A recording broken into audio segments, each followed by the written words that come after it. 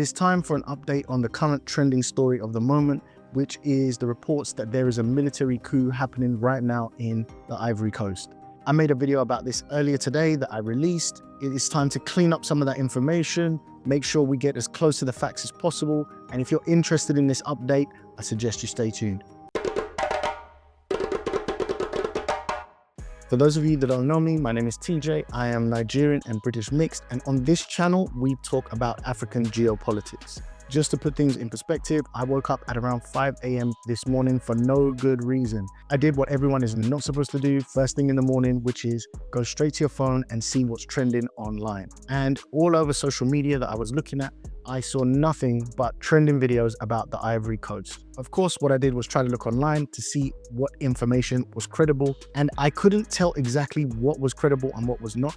So what I did was show what I could find at that moment in this video. So what I did in the moment was try to show what exactly was being said online by different voices, everyone from social media personalities to blog articles and Twitter, to see what we could decipher. There is a fast unfolding crisis in Ivory Coast right now. Over the last 48 hours, about 60 people have been feared dead as the clashes intensified in the key areas of the capital. And I'm going to come to the main conclusion that I had around that information in a moment. My general opinion about the situation has not changed, but there are very key updates that we need to talk about and tidy up. So just to catch up, anyone that is behind on the story, for the last few days, it seems that there has been civil unrest happening in Ivory Coast. It's not clear exactly to what extent this civil unrest is. That would have been on the 19th of May. By the 20th of May, the initial rumors started coming out. And by Wednesday, the 21st, the news was everywhere. There was also a rumor that the head of the military was also unalived. And the last key piece of information was that anywhere from 30 to 60 civilians had also been unalived in the process. Now, there was silence from all government outlets, so that added to the fuel of this situation being more likely to be true. On top of that, there were no mainstream media outlets saying anything about it either.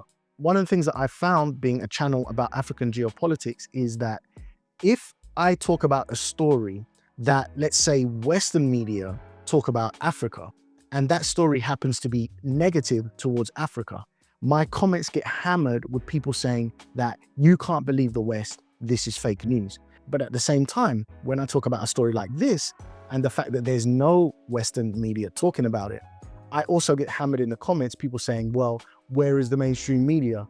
Why is nobody talking about it?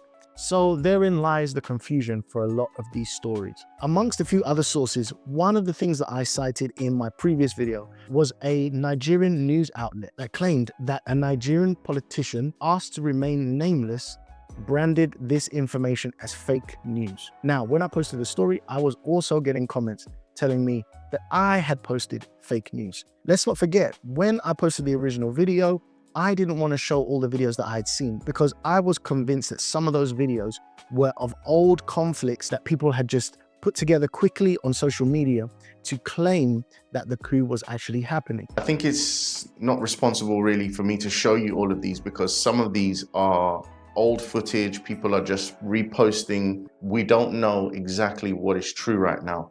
Now, I posted the video, but I kept checking throughout the day and keeping up to date with what was going on. Now, I like to use Perplexity as an AI that cites its sources. But the problem with Perplexity is that it does not give you up-to-the-minute information. So for that type of research, I use another AI called GenSpark. With GenSpark, you can get up-to-date information. This is not a sponsored video, by the way. This is just what I do in my normal life when I'm looking for stories, when I'm trying to figure out what's going on. I check multiple sources. And what GenSpark can do is search the internet for you to see what it can come up with. It can literally give you up-to-the-minute information about any topic that you like. So I searched this morning with GenSpark before I made my video, and I searched with GenSpark throughout the day. And something has now changed in the results that GenSpark is now putting out. Originally, the results were that GenSpark couldn't tell me either way what was going on. But now an update has happened and the results from GenSpark have changed. Let's take a look. By the way, you're going to have to excuse my English. I asked this question with voice annotation, so it is what it is. Please tell me the latest status for what's happening in the Ivory Coast right now. There are rumors that the president is missing, that a coup d'etat is happening, and that the head of the military has been killed. There's also a rumor that the internet has been shut down. What is the most up-to-date information that you can find? Based on the most recent information I've gathered, here's the current situation in Ivory Coast, Côte d'Ivoire. Current situation in Ivory Coast, debunking coup rumors. Presidential status. President Alassane Ouattara is confirmed to be safe and actively governing. Despite rumors claiming he was missing, kidnapped, or even deceased, the Ivorian presidency released statements and photographs showing President Ouattara chairing a cabinet meeting at the presidential palace in Abidjan on Wednesday, the 22nd of May, 2025. During this meeting, officials addressed issues including electricity source diversification and housing for citizens. Business staying. Military leadership situation. There are conflicting reports about General Lassina Doumbia, the chief of the defense staff. 1. Some sources claim General Doumbia was assassinated shortly after leaving a meeting with Defense Minister Tenbairahima Ouattara. According to these reports, his convoy came under gunfire outside the Ministry of Defense in Abidjan. First Weekly Magazine. 2. Government sources have not officially confirmed his death, and journalists on the ground have described coup rumors as fake news, stating the country remains stable. Don't you think it is strange that government sources have not officially confirmed his death? I mean, that's a funny way to put that. Does that mean he was shot and he's trying to fight for his life? So let's look into that article and just see if it tells us anything about that. So the link for the article is here. All it says is the rumors also claim that Lassina Doumbia, the chief of the army staff, had died. The cable spoke to journalists in the French-speaking West African country to confirm the development. They debunk the reports. So they haven't addressed this situation, and I just think that's a funny way to put it, but let's get back to it. Internet status. Claims about an internet shutdown also appear to be false. 1. An Ivorian journalist and member of the National Union of Journalists of Côte d'Ivoire explicitly stated, "It is fake news. People do what they want with the internet. But it is thanks to the internet that I speak to you," debunking rumors of disrupted internet access. Business staying. 2. While some social media posts claim internet disconnection, there is no independent confirmation from major international news outlets or internet monitoring groups of a widespread, government-imposed internet shutdown. Dazzling dawn. Social media misinformation. The spread of coup rumors appears to be largely driven by social media. 1.